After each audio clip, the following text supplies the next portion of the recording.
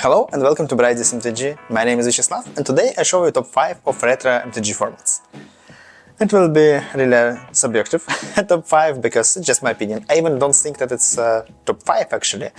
I don't think that one of this format better than other. I love them all, by some way.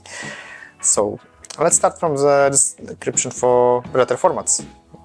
It's a different name for this. I think retro is just a simpler one. Throwback formats, old school formats, not only old school Magic, but some people name as old school even formats like modern. And old frame Magic, yeah, it's same for most of this format.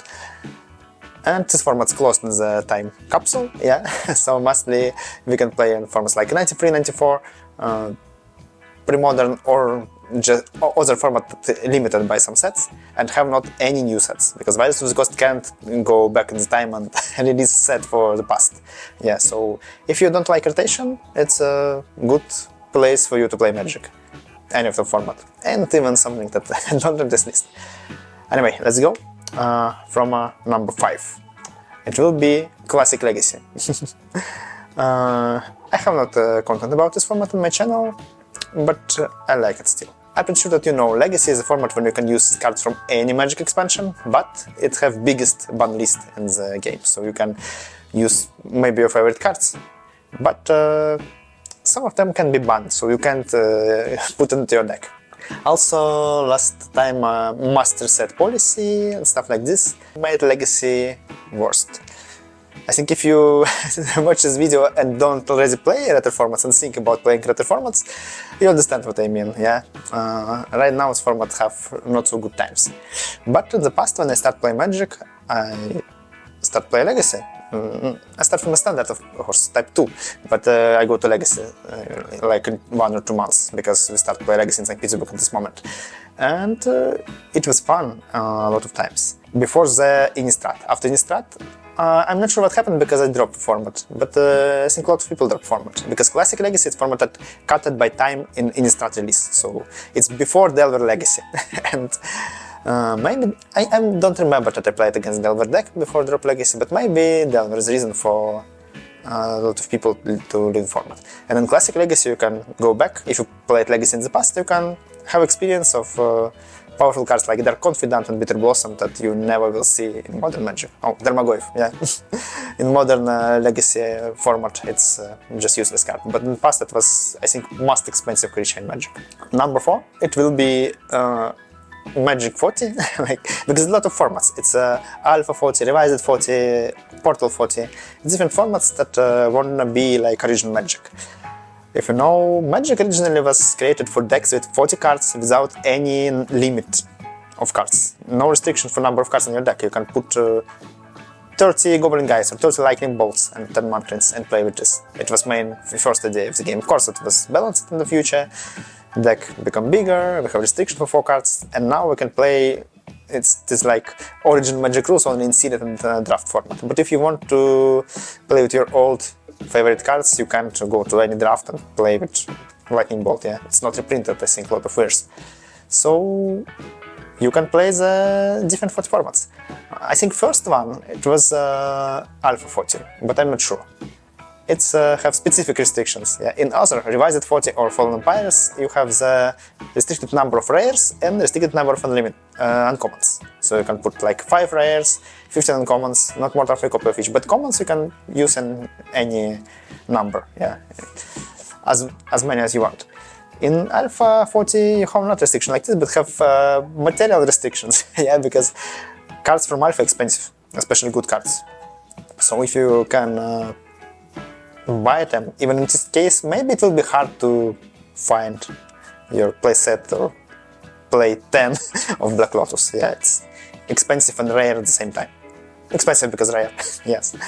But formats like other for this stuff is very cheap, and maybe depend on format when you start to play. If you start to play 93, 94, it's fine for you to play Revised 40. If you start to play in Portal, fine to play in Portal format. It's have some really cool vibe. I like cards from Portal too. And this exactly format I like because it's really compact. Yeah, sometimes it's hard to go to pub or to some any place and take your deck with yourself, because the deck box is big, you need play mat, you need the backpack, it's big enough. But with this simple 40 formats you can get the little deck box and put it in the pocket. It's not get so many times. Even can get 2 decks in one deck box, in one basic Magic deck box, and get it with yourself to play with friends. Why not? And I think formats is most part of formats. They're cheap, so it's easy for you to provoke your friends to play it. Number 3, it will be original old school Magic 93-94 Swedish format. I never play original legal Swedish format because the main idea of format that you play only with cards from 93 and 94 years. You play with cards with Alpha, Beta, Unlimited, Antiquities, Legends, The Dark, and Arabian Nights. I forgot the first expansion, sorry. Yeah, so no reprints, you use only these original cards. And when Old School Magic just was created, it was not so hard to find cards for your deck. Not so expensive, but now these cards really spiked in price. It's for many people impossible to try to play original Swedish. For me it's impossible, I just can't afford it. But the same, many communities have the proxy legal events or events with reprints, so you still can play by just rule set, it's really fine.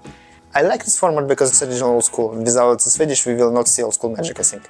And also most of players who play Swedish use deck more, casual. Of course, a lot of players play with best cards, but I've seen more funny casual decks in Swedish. So for me it's easy to go to some Swedish event with reprints with a Wombat deck or Party Crusher, because I will win at least sometimes. Yeah, I will at least fight, not just lose automatically. But a big drawback of format that if you see information about Swedish event somewhere, you need to check it twice or 3 times, because you need to know it's originally Swedish and you can't play it, as in my case. I mean my case when I have not original cards, or it's Swedish with reprints and you can play it. What reprints are approved? Yeah, it's approved or revised, or all reprints with old border, or maybe legal or not legal different character edition, because for Swedish we have not a specific rule of reprints, it's have not reprints originally. I think the revenge becomes the reprint style that afford you to use reprints, and in many events you can read information about this reprint policy stuff, but anyway, you can't just check the name of format and go. Now let's go to number 2, and it will be Premodern. I think it's a format that can be most popular from any other retro formats, because many people start playing the times that was created in Premodern. Premodern, it's like old school, it's a closed format, but not by 2 years of the game, but by all bordered cards before the, if I'm not wrong, Miradim and 8th edition. Yeah, 7th edition was still specific, but still old school, old framed. So in Premodern you can use many cards, big number. And it helps to build different decks, decks from childhood, decks from type 2 when you play it, decks from old legacy. Yeah, still it looks like this. It have a ban list, some cards like Force of Will or Lentax banned here, because it was broken to format. And also its format really active, because for last 5 years Tier 1 and Tier 2 changed. And I think just 3 months before this, maybe 4 months before I recorded this video, was created deck Black and White Control. Of course, some people used it before, but in a few months it becomes popular. It's now in the stats of Premodern Tier 1. Also, when I just know about Premodern, it was popular deck like Machine Head, and now it's not even Tier 2, I think. In the past it was Tier 1, or maybe Tier 0, very powerful. Oh, not Machine Head, Dracoblast. I slightly miss between these two. Also, Premodern is not so expensive. It has expensive decks like Elves, or any deck with Mox Diamond, yes. But most of the even Tier 1 deck, not so hard. It's a fine format to start. I think it will be more and more popular in the future. And number 1, in my opinion, will be not one format, but like mix of 2 formats. It's Atlantic. Like a Swedish old school Magic, you use cards from 93 and 94 years, but we also use cards from Fallen Empires. It was printed in 94, if I'm not wrong. And Fallen Empires have not so many good cards, but some of them are good for some budget brews, like Hymn to Tarach, or Order of Ebon Hand for black decks, and Order of Labor. this one. Fine for White Wing, yeah, a very good card. And in Atlantic format, it's basically legal reprints. So you can use cards with same art and old border from future sets, from 3rd edition, 4th edition, even from time shifted, yeah, like Psionic Blast from the shifted cheapest version of the card. So it's not so hard to build decks. Still, it's old school magic, so Power 9 legal, and it's not so cheap, but we have the extra rule set for Atlantic. It names 10 points old school magic. It's maybe even separated format, but it builds it on Atlantic. It's like Atlantic with some restriction. You have the 10 points, and you can put only powerful card for these points. So in Power 9, I think Black Lotus cost 5, Mox 2, so you can't put inside your deck all Power 9. You can put inside your deck in half of the Power 9, and the other powerful cards like Mishra's Factory, Wrath of God, Hymn to Tarach, different powerful effects, cost points too, so you need to choose what is better for you. Put into your deck Mox to start some games faster, or put into your deck Braid Gazer to draw many cards in the mid or late game. So if you will fill your points by simple cards like Hymn to Tarach or other stuff, you can build really powerful, very powerful 10 points deck just if you have a duels. And House Orb, yeah. Still not so cheap, yeah, but cheaper than any other formats in old school family. And I don't use duels and still have fun from play, and still won something. Even sometimes. It happens. It was my top 5 of retro Magic formats. If I missed something, please leave a comment and tell me about. And even just leave a comment and tell what's of retro formats your favorite. Why not? Thank you for watching up to the end. If you like this video, please support me by leave a like, subscribe to the channel, or maybe even join my Patreon, link in the description. Have a nice day and have nice games. Bye!